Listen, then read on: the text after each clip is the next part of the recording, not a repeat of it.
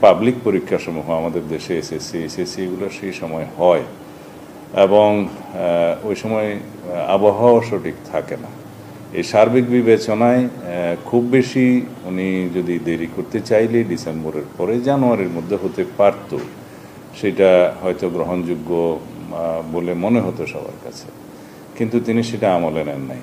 উপরন্তু আরও একটি বিষয় আছে, এই আবহাওয়ার বিষয়, পাবলিক পরীক্ষার বিষয়, রমজানের বিষয়, এগুলো বাদ দিলেও একটা সরকার তার দায়িত্ব নেওয়ার পরে 1 মাসের ভিতরে তো জাতীয় বাজেট প্রণয়ন করতে পারে না।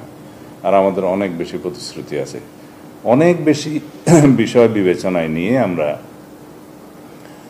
বলেছিলাম আমাদের দলের পক্ষ থেকে এবং আমাদের সাথে যারা যুগপৎ আন্দোলনে শরিক ছিলেন, ফেসিবাদ বিরোধী গণতান্ত্রিক আন্দোলনের সমমনা দল, এর বাইরেও অনেক দলের পক্ষ থেকে তারা এই প্রস্তাব দিয়েছিলেন যে ডিসেম্বরের ভিতরেই নির্বাচন অনুষ্ঠান করা সম্ভব।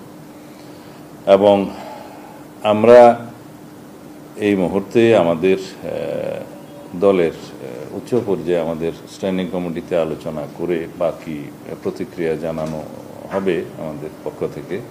এবং আমরা একই সাথে আমাদের সাথে যুগপৎ আন্দোলনে যারা শরিক ছিলেন তাদেরকে নিয়ে এবং সমমনা রাজনৈতিক দল এবং অন্যান্য রাজনৈতিক গণতান্ত্রিক রাজনৈতিক শক্তিসমূহের সাথে আলোচনা করে আমরা তারপরে বিস্তারিত প্রতিক্রিয়া জানাবো। তবে মুদ্রা কথাই বলতে পারি, আমাদের এবং জাতির প্রত্যাশা পূর্ণ হয়নি এই ভাষণে। ধন্যবাদ।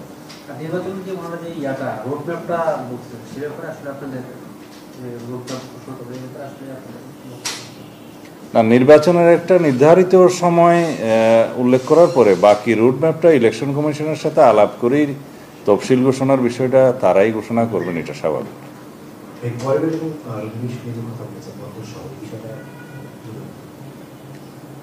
আমি এই বিষয়টা আসলে আজকে ভাষণে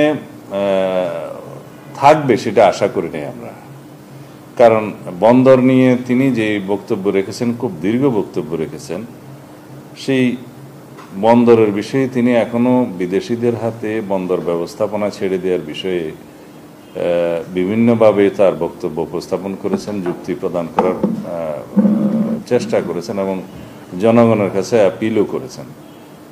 কিন্তু একটি ম্যান্ডেটহীন একটি অনির্বাচিত সরকারের কি সমস্ত জাতীয় ইস্যু নিয়ে সিদ্ধান্ত নেওয়ার এখতিয়ার আছে? আমরা মনে করি না। এই বক্তব্য আমরা আগেও প্রদান করেছি।